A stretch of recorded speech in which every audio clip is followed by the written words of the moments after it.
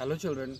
So, Hornbill books we have done completely. We have read and we have studied all poems and all chapters from that book, and that's why now we need to deal with the second book, which is called Snapshot. And the first chapter of that book is the Summer of the Beautiful White Horse. So today we are going to discuss about that chapter, the very first chapter of the book, Snapshot. That goes like the Summer of the Beautiful White Horse. So this chapter is really nice chapter. Is something which you children can relate, because this is a chapter about two boys, one who is 9 years old and the other who is 13 years old. And when you are in the growing stage, you sometimes do something which you do just out of for the sake of fun activity. Otherwise, you do not have any other wrong intention for doing that, and that is why I'm saying that you children can relate with this story. So the story is, the first chapter is the Summer of the Beautiful White Horse. And first, let us discuss and talk about something about the writer. So the writer is William Saroyan. And let us talk something, who was that William Saroyan. So William Saroyan was an Armenian American writer. So William Saroyan was an Armenian American novelist. He was a playwright and short story writer. He was awarded the Pulitzer Prize for drama in 1940, and in 1943 he got the Academy Awards for the best story for the movie The Human Comedy. So this is something we have done about something we have discussed about the writer William Saroyan. And this chapter, this particular chapter, the first chapter, that is the Summer of the Beautiful White Horse. This is actually William Saroyan has written some of the two. He has written some quite number of books, but this chapter, the Summer of the Beautiful White Horse, is taken from one of his books, and the name of that book is My Name is Aram. There's a complete book. Now let us talk about that book. What is that book? My Name is Aram. So that book, My Name is Aram, is a collection of short stories.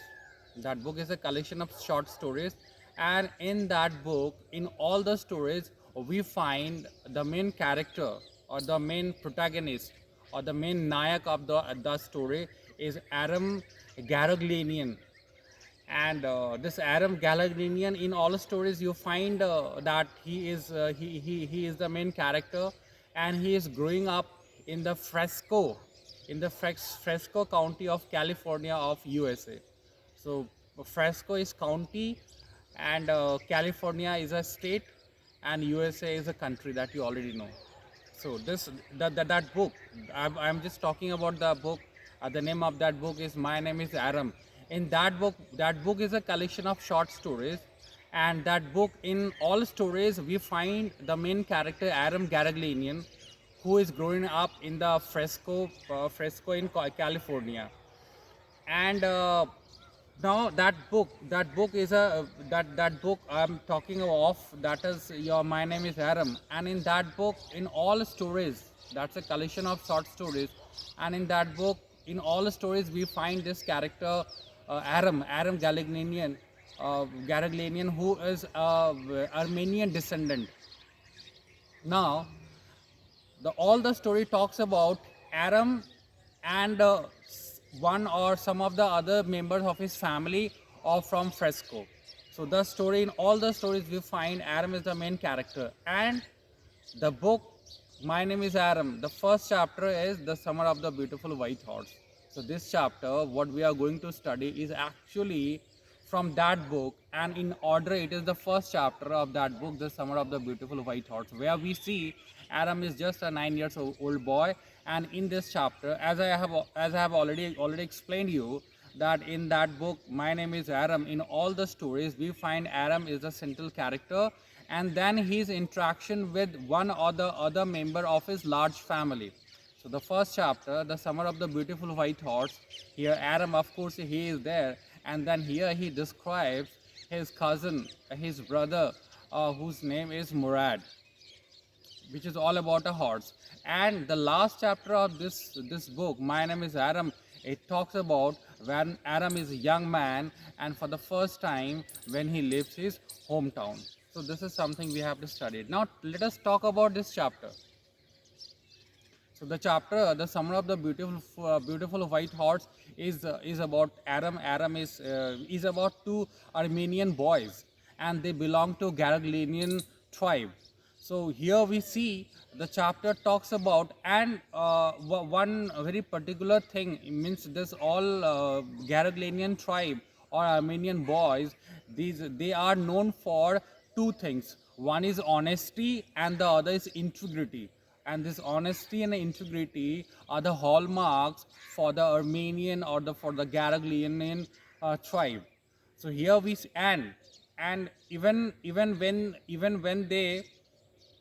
they were in the tough of the situations, even they were very poor, but they never sacrificed honesty. And yeah, even when we see that when they were in the most worst of the situations, they were honest. Moreover, they never steal and they never tell a lie, irrespective of whatever may be the conditions. So, these things always you need to keep in your mind that honesty and integrity are the hallmark for the Armenian people or the people of the Garaglanian tribe. In this chapter, now what happens? Aram himself, actually, this chapter is, what, where the writer William Serron is talks about his childhood, and it's a very he gets very nostalgic. He gets a nostalgic experience while explaining his childhood. Now let us come to the chapter. In the chapter, we see Aram is 9 years old, a boy, and his brother, his cousin Murad, is 13 years old. Now, early in the morning, one fine day when Aram was still sleeping and when still the rest of the world was sleeping, Aram heard a knock at his window. And when he opened his eyes, he saw outside the window. And what he saw, he could not believe. Now you need to understand what was that surprising that Aram saw something he could not believe. So Aram saw his brother Murad sitting riding on a beautiful white horse. Now into that you need to understand what was so surprising that he couldn't believe his brother sitting on a white beautiful horse. So the reason is they were always fond of, they had always fantasy that they would go for the horse riding, but they were very poor and they could never afford to purchase a horse. And at the same time, if they could not afford to purchase a horse, then how he was riding a horse. And there was again a question which no one would accept, that this someone from their family, Garulinian tribe or the Armenian family, would commit a theft. For these two reasons, Aram could not believe what he saw. He saw his brother sitting outside, sitting riding on a white beautiful white horse. Now Murad called Aram that come out immediately if you want to go for a ride. And he comes out, and he saw his brother Murad riding a beautiful white horse. And then from here the story starts. And here Murad is, I tell you one thing about Murad is a kind of very, eccentric, weird, or very different boy who had a kind of eccentricity in his nature, in his demeanor. And but there is one more positive things about him. He has the capability, he has the ability of remaining calm even in the most stressful conditions. Now both these boys, young boys, they go out for riding the horse, and we see this Aram is so much comfortable with riding the horse. And Aram has a way of dealing with everything. He has a way of dealing with animals, and very easily he got used to riding, and very comfortably he was riding. But it was tough for Aram. And but then Murad, promised him that he would help him learn riding the horse. And then they go on riding. And the time, you need to understand at what time they preferred for going for riding. So the time was early in the morning when other people were still sleeping, because the horse somehow The and we I need to tell you that the owner of the horse is John Byro. John Byro is the owner of the horse, and he lives some 10 miles away from the place from where these boys live.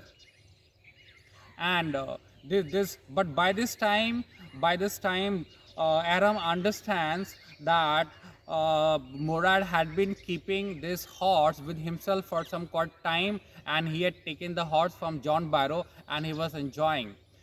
And when the riding is done, when they have enjoyed, they always tied the horse in a deserted, in a barn is, agricultural place where a lot of agriculture activities goes on.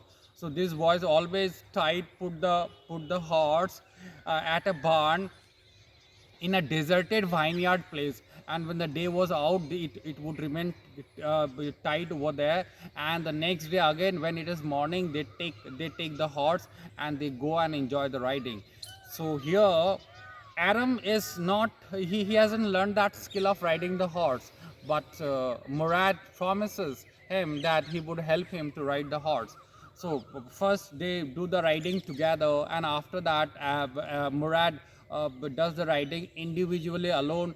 And at one point of time, even Aram was trying to go for the riding alone, but it didn't happen actually, it didn't work, because the horse would not allow Aram to get on itself and go for the riding.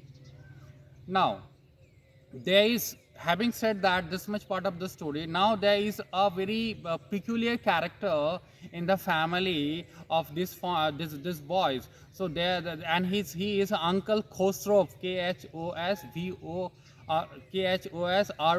Khosrov, Uncle Khosrov. Now let us understand, there is a very given a small line about that uncle in the story, and that's given, and that's why I need to mention about it, about him. So Uncle Khosrow has a something, eccentric nature in his behavior, and that is, he has a very pet and favorite sentence to say, and he quite often repeats the sentence. He says that pay no attention to it, there is no harm. So this was a very favorite and pet sentence of Uncle Khosrow, which he quite often repeated.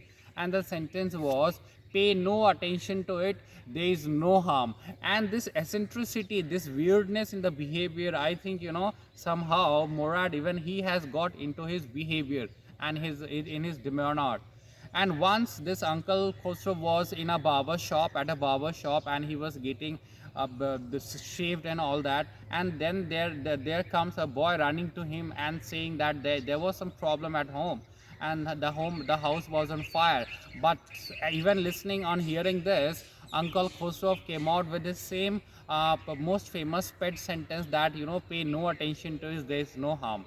So that much is only given in the mention in the chapter of this chapter. Now getting back to this chapter, coming to these boys and what they were doing with the horse. Now the actual owner of the horse, he was on a lookout for his horse, because his horse has been missing for some quite few weeks, and these boys were having the horse for some quite time, for few months. And the owner of the horse, which was John Barrow, and in his search, once he came to the house of these boys, and he was describing, that my horse has been missing for some quite few weeks, and I'm not able to trace it. And he was describing all the features of the horse. And the boys came to know that the actual owner of the horse was out in search of his horse. And then the boys were like, really, because the boys carried always a great value, ethical value in their behavior. And they thought of returning it, but then Aram had a problem. Aram didn't want to return the horse till the time he learned that the riding. And now one day, what happened, when the owner of the horse, John Barrow, was coming, and that time only these two boys were moving on the street with the horse. Now these two boys with the horse came on face to face with John Barrow, the owner. Now, since John Barrow knew that these two boys were Armenian boys and they belonged to Garaglinian family, and no one from the Garaglinian family can ever commit a theft or tell a lie, and that's why even finding his horse standing just before him, he said, you know, this horse looks very much like my horse, so it could be a twin of my horse, and it is not my horse. And you know, on hearing this boys really, you know, uh, that boys moved, they were moved on seeing that how much trust people have on them, because the boys were uh, poignant, poignantly, they become very emotional, and they become very they moved on thinking that how people thought about them and their family. And then the boys decided that they would, next day they would go and they would return the horse. So the next day early in the morning, these two boys took the horse and took to the farm, went to the farm of John Barrow. And then on the way, when he was going, there was a dog. So the dog looking at a stranger, this is the habit of the dog, that it barks.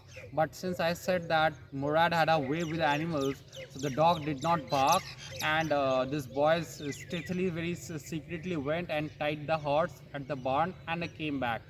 The next day, John Barrow, on having got his horse back, he was very happy. And but he noticed certain changes in behavior. He noticed that, you know, initially the horse was not well behaved, not decent. He was a wild, bit of wild, and it was not well tamed. But now he found his horse well decent, well behaved, and tamed also, and it was looking more healthier. That's only because, you know, for some few months the horse remained with the boys, and the boys took the horse for the riding in the natural places, and that is how it all happened. So, and how we can sum up the story? We can sum up the story that you know, and about talking about the significance and necessity of honesty, even in the face of greed and desire. That's why, you know, the boy wanted to keep the horse, because still they were not done with the riding. But since I told you that honesty and integrity were the hallmarks for the boys of the Armenian tribe and for the Garaglinian tribe, so that's why at last I want to conclude with a very positive line, that there is a great necessity, there is great significance of being honest, remaining honest, even in the face of greed and desire. Thank you, children. See this video, read the chapter. You will not find any difficulty in understanding. God bless you.